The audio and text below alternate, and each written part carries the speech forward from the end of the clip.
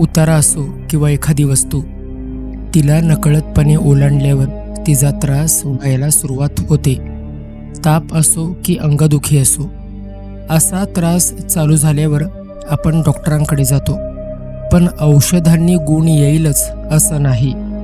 Viral असल्यावर फरक पडतो, पण अशी बाहेरची बाधा लागल्यावर गुण पडतच नाही.